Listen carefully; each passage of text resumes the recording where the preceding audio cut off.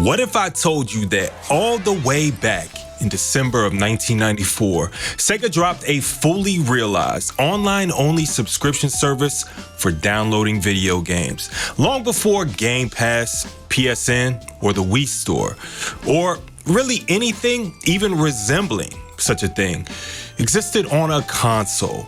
With over 50 new games loaded directly into your aging Sega Genesis once a month that you could play at your leisure, with information about upcoming titles, tips, cheats, and strategies fed directly to you via a giant cartridge plugged into your wall through a coaxial cable, pumping this future tech into your living room.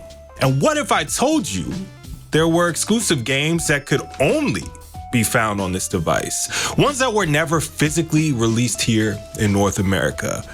Some decent unreleased games such as Golden Axe 3, some really amazing PAL and Japan-only releases like Mega Man, The Wily Wars, and Pulseman, and a couple of absolute turds like the truly god-awful Nightmare Circus.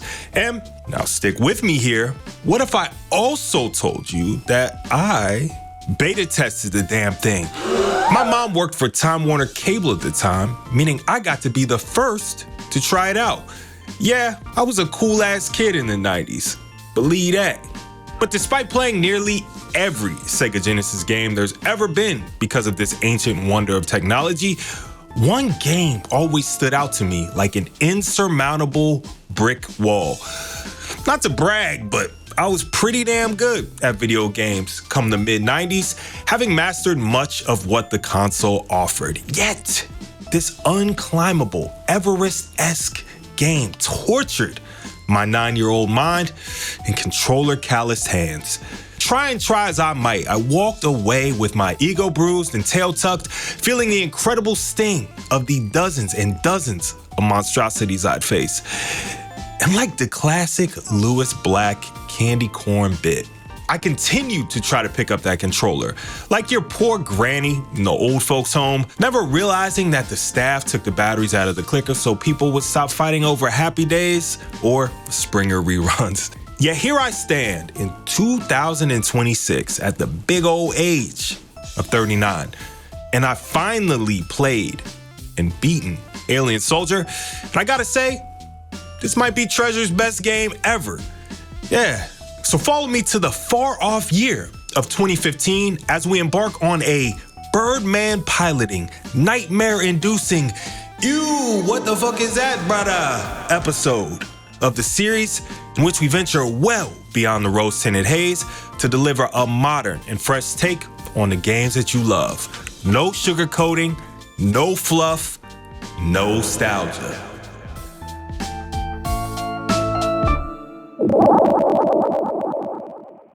The year is 1995.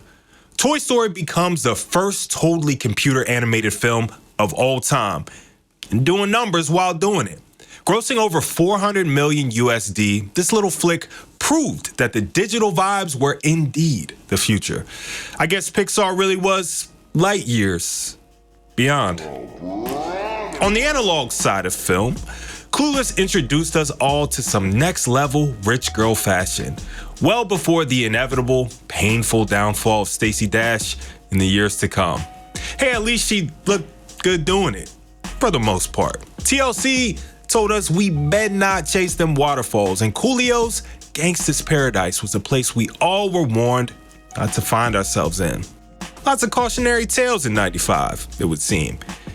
And in just 365 days, eBay, Yahoo, and Amazon all launched.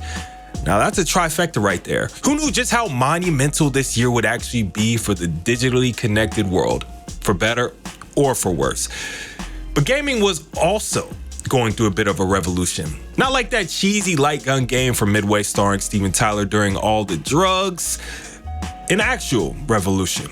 With the PlayStation paving the way for the true 3D explosion that we all knew was just mere moments away, alongside the towering juggernaut known as the Ultra 64, soon to be the Nintendo 64, being not too far off itself, yet in a nearly instantly forgotten dank, dark corner of the market stood the Sega Saturn, Sega's flailing attempt to be first to market. Now, this would become a bit of a recurring storyline for the once great hardware company in the next 2 generations, finding themselves as both the first to space, but holding the last place ticket. And even more confusing, beyond the odd marketing, the internal conflict between Sega of Japan and Sega of America, and the unclear company vision, was the way Sega split its hardware lineup, introducing products like the 32X, the CD, and the Saturn.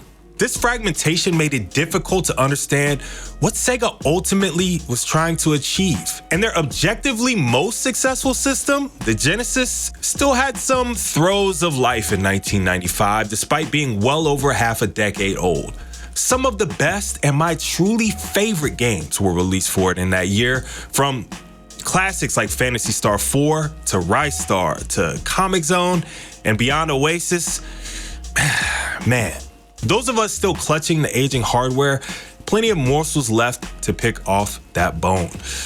While my bro and I would in fact get a PlayStation in December of this particular year, our 5-year-old Genesis, combined with the reinvigoration that was the Sega channel, gave it a lot of staying power while we awaited Sony's entry into our household.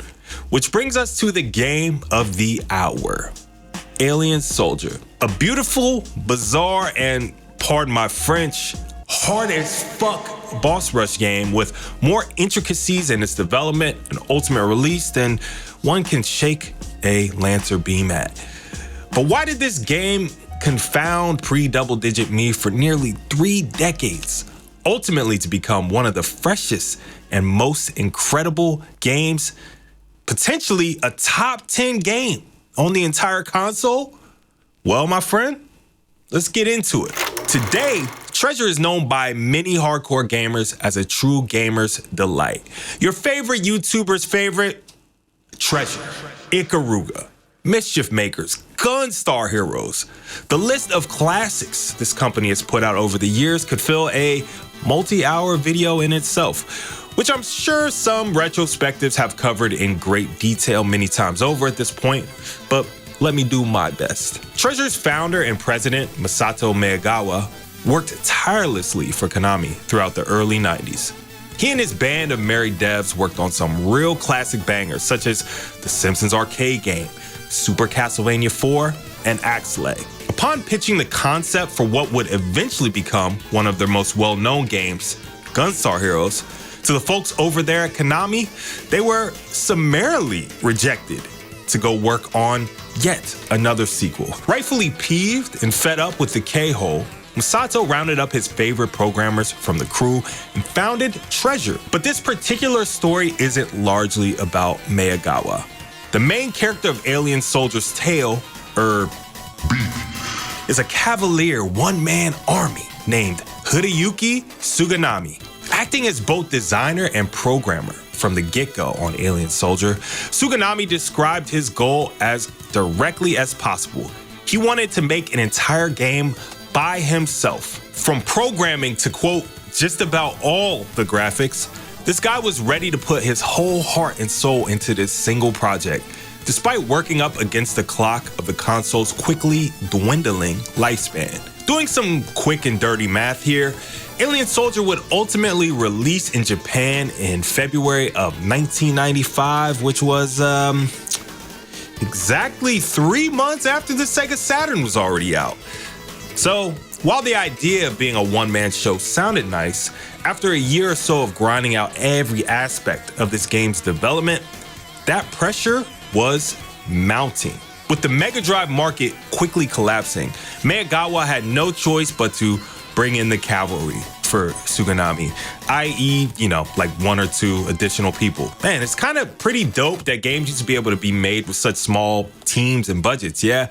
Well, this really lends Alien Soldier a distinctly completed but pared down feel. Like if Xenogears decided to cut the combat styles instead to make time and effort for more of the story. It has all the pieces and they all work, but you just know that something is missing. Major story elements were cut, as were features and rewards. Even a couple of bosses were pared down, which thank God, because imagine 7 Force actually having 7 transformations instead of 5. And Miyagawa stated that, quote, only about 50% of our ideas made it in. That's pretty wild. Now, deadlines are often where ambition goes to die, and when that January 3rd, 1995 one came knocking for Suganami, he knew it was time to wrap it up. The game was released on February 24th, 1995 in Japan, in May across Europe, and initially in North America only via the aforementioned Sega channel. It was considered a technical marvel for its platform. Although it was one of the most impressive looking and feeling games of the 16-bit era, the actual reception was mixed. Beloved Japanese gaming magazine Famitsu gave the game a 24 out of 40, noting its incredibly hardcore nature and bemoaning its unconventional boss rush structure and pacing. Mean Machine Sega, a UK-based magazine of the era, called it a modern masterpiece, praising its difficulty. Different strokes, as they say. Finding many English language reviews was tough for this research due to the way it was released here back in 1995, but I was able to locate an interesting preview from EGM issue 69. Nice. With very little else in the way of coverage from the time period. For a game so poorly distributed and wildly misunderstood upon release, you can imagine this game did not do particularly well. Official sales numbers are not available, but it's about a 0% chance that it even hit 6 digits. My best guess is this thing was an absolute dud upon arrival. Truly a grower, not a shower, as it were, but that's not the end of this saga. In 2006, the Sega Aegis 2500 Gunstar Heroes Treasure Box compilation would be released in Japan and PAL regions, which, yet again, did not help American audiences. However, it was this emulation work that allowed Alien Soldier to finally be released on the Wii Virtual Console in the fall of 2007, bringing this game to our shores for the first time in a permanent form. And finally, via the Sega Genesis Classics Collection Volume 4 on January 26, 2011. It would be available in a physical form here in the US, nearly 20 years later. I, of course, am playing it via the Sega Genesis Collection, released on the PS4 in May 2018, via my PS5 in the glorious year of 2026. What a journey, yeah? Whew. So, with all that said, let's go ahead and get into the story of this incredible game. Why don't we? The year is 2015. Sick. Love that this is what we thought we'd be doing like a dozen years ago already. They predicted ferocious fighting foul clamoring over space and time, and instead, all we got is this shitty AI. What a timeline. Bro, but this space opera is actually insane. There's birdmen living inside of children's bodies, time-space continuums, coups, terror attacks, 11-like child super beings. I can see Suganami-san had some bold ideas for this entire universe. It just didn't have the time to fully pan out. And because of that, while this is incredibly promising and a totally batshit insane storyline, it basically never comes up again, only being hinted at by the names you fight against. Not even in an ending text crawl, still image, nothing. Real bummer. Alien Soldier remake, when? So we'll have to move on from the story since that's literally it. But much like that episode of The Simpsons when Homer doesn't want to go inside before the little Jet Li-esque fella goes off, that's how I feel about this game's storyline. But Marge, that little guy hasn't done anything yet. Look at him. He's gonna do something, and you know it's gonna be good.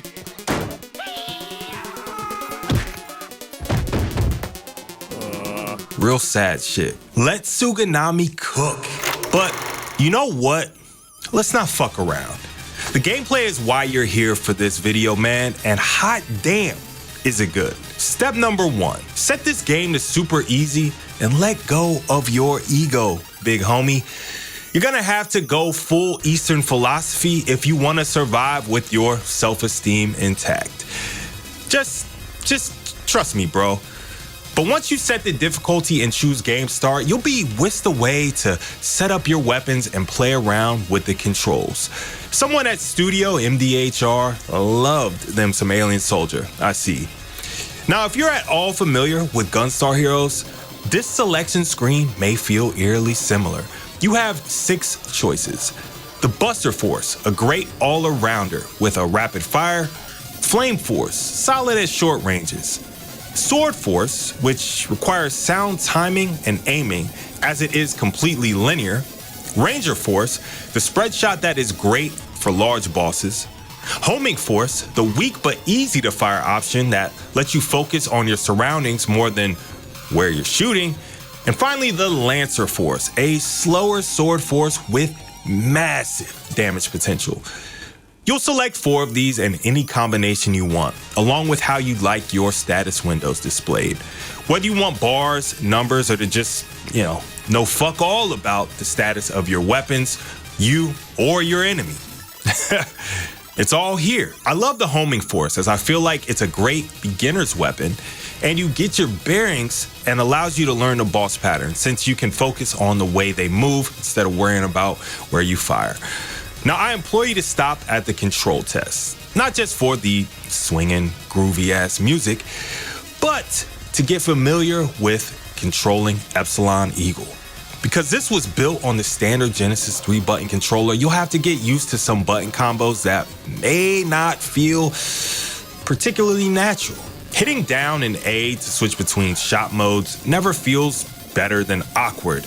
And having a weapon wheel that doesn't stop in place or slow down time means you find yourself ass out at times with very little recourse. These will be your first obstacles to really enjoying this depth that the game has to offer. Advanced moves like Zero Teleport, a massive attack that is only available when your HP is completely maxed out, and Counter Force, a parry-style mechanic that stops small bullets in its tracks, potentially becoming life pickups. Not to mention hovering. All super necessary, but you'll get better with those in time. Upon getting your bearings, you'll be immediately dropped into a very Gunstar-esque level with some of the most grotesque fodder enemies this side of Shadow of Mordor. Don't be surprised if you die before even hitting the very first emergency. Lord knows I did. But once you get your jets under you, you'll be into the typical flow of Alien Soldier. You'll have a super short run and gun level used to get some weapons and some health back, followed by one of 26 bosses to fight. The gameplay is relatively simple. You use your weapons to shoot stuff, you get hit, you lose life. They get hit, they lose life. One of you will die, and usually sooner than you might expect. Weapons have energy, and throughout the stages, you can pick up more. Pro tip, if you shoot the pickup with the weapon that you want it to be, it'll change to that one immediately instead of cycling through all the different options. I learned that pretty far into the game. Now the bosses are by far the stars of this show, ranging from the totally normal looking snake-like creature to Face from Nick Jr. to this dick-nosed, dick-faced wonder right here. There's too many options for dopest and most bizarre boss. I mean, holy shit, do they have amazing names. Listen to some of these. Sniper Honey Viper. Bars.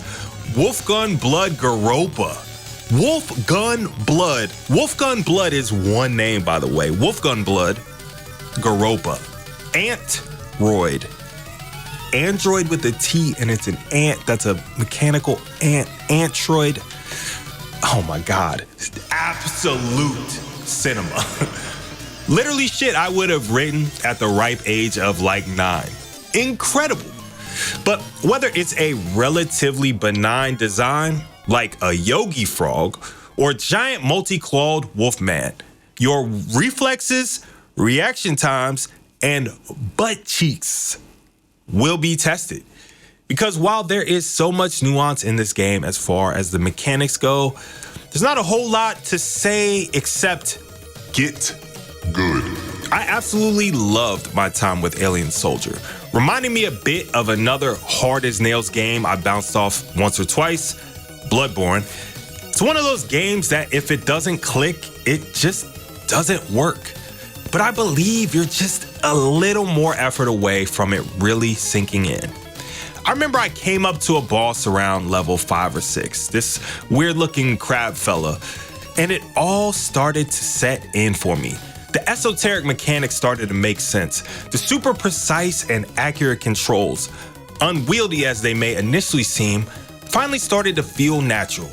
I could focus more intentionally on the insane boss designs, incredible variety, and pitch-perfect action in a way that I just wasn't able to as a kid. It's definitely a gauntlet, and it will not be for everyone. But I assure you, if you love pixel-perfect, nail-biting movement and combat, this is the game for you. Every boss is unique and memorable. Encounters are fair, movements are telegraphed well almost every time. And when you die, it's 98.897% your fault. Just be ready to work for those dubs. Oh, and Seventh Force might be the toughest boss fight I've ever experienced on the Genesis. I mean, holy shit. But you know what they say, the journey is the destination, and I loved traveling all around Sierra with Epsilon Eagle and Alien Soldier. But if there's one thing that will hit you before the difficulty, it's the graphics. They are truly a watershed moment for the entire console. I don't think I've seen graphics that look this damn sick, literally. As a super late era Mega Drive game, it does not fuck around. Treasure learned a lot from its first foray on the Genesis with Gunstar Heroes, because this game feels like that game on absolute steroids. The atmosphere of Alien Soldier is truly unfuckwittable. It was one of the things that kept pushing me forward when it all just got too difficult. And it will get too difficult. From exceptional parallax scrolling, sprite scaling, screen filling foes, and even real-time lighting effects. All with little to no slowdown. Multi-joint animation was not something particularly common on the Sega Genesis, but you'd have to have been crazy to tell Tsuganami that. Bosses never just sit there and take damage in Alien Soldier. They sway, they bounce, jump, dash, and flutter about with a level of detail you'd be hard-pressed to find.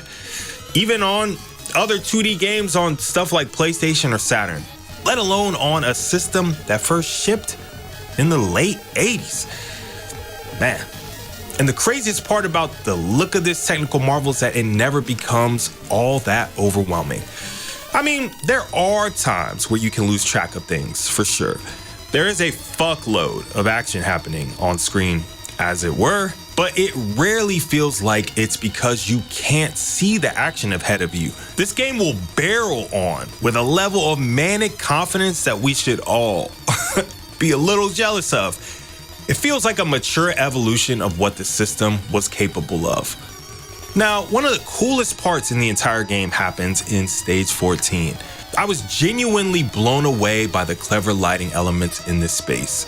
Depending on the weapon you use and the duration you fire, the tunnel will light up in different colors at different durations and intensities. It's so novel and uncharacteristic of the platform. I just absolutely love it. There's also a very specific kind of ugly yet beautiful thing going on here that I mean entirely as a compliment. Alien Soldier is not an elegant game in the polished, zipped up sense. It's weird, it's aggressive, angular, metallic, alien. Everything looks like it either wants to rip your head off or has already done it off screen to someone else, awaiting your futile attempt next. And I gotta say, I love it. Alien Soldier bullied the Genesis into doing some shit it really should not be able to do. Props for that. Now, this game's OST is just as non-traditionally beautiful and weird as the rest of the game is. Respectfully. The music is credited to Norio Non Hanzawa, and even that nickname feels appropriate for his work here. The OST has this sharp, compact, almost harsh sound that is characteristic of some Genesis games, and it only feels appropriate here when you compare it to the rest of Alien Soldier. This music sets the mood absolutely. It really drives you. Nah, fuck that. It kicks you off the cliff and tells you to fly. Better hit that C button twice, bucko. Right out of the gate, Alien Soldier does not ease you in. It goes hard. The first stage's track, Runner 80 2025, wastes zero time establishing the game's identity. You've got that sharp metallic lead pads cutting through the mix, sitting on top of a driving, almost industrial feeling rhythm section. The bass is not warm at all. It's cold, it's tight and mechanical, almost percussive in how locked in it is to the groove. What really sells it is this sense of forward motion. There's very little in the way of breathing room in this arrangement. It's pushing you onward, refusing to hold your hand, just like the game itself.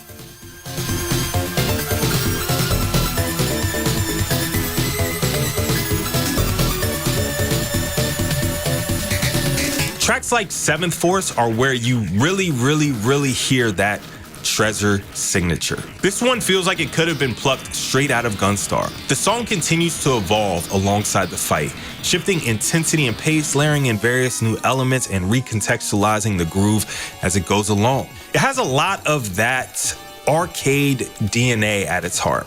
Rhythm is locked, but the melodic content continues to morph and mutate, keeping you on the edge of your seat.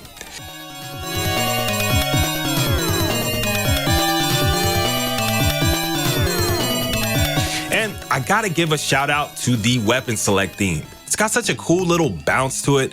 Definitely the most chill song in the whole bunch. The soaring synth against an almost island-esque rhythm.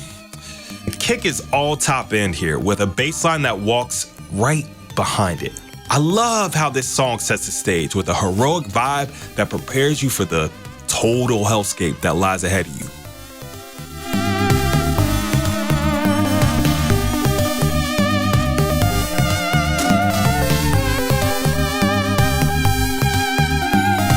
Frankly, this OST isn't the greatest of all time, but it is very effective and it does its job well. Sound effects are wonderful. Every weapon has a distinct noise when you fire it. Explosions sound big and boomy. Menu sounds have that shimmer and shine that you'd expect of this era's Treasure. And there are some really sick voice clips the game utilizes for important moments, like the all-vital emergency. What I also love is that the sound design matches the game's personality almost better than the visuals do, because Alien Soldier feels very much like a controlled explosion, be that the emotion, the bullets, the various boss appendages coming at you. And the audio matches this same design philosophy. The soundtrack will dash right past you if you let it. The effects stab effortlessly through the mix like our Wolfie friend here. The voice samples cut to your soul every time you hear that word emergency. Nothing about this sounds passive. It sounds like a game that is well aware of the impositions that it places upon you. That it's too much, and it frankly has zero interest in apologizing for it. And god damn it, it's right. So yeah, that's Alien Soldier. A game that, for the longest time, didn't quite click in for me. After 3 or 4 attempts over the last 30 years, as it were.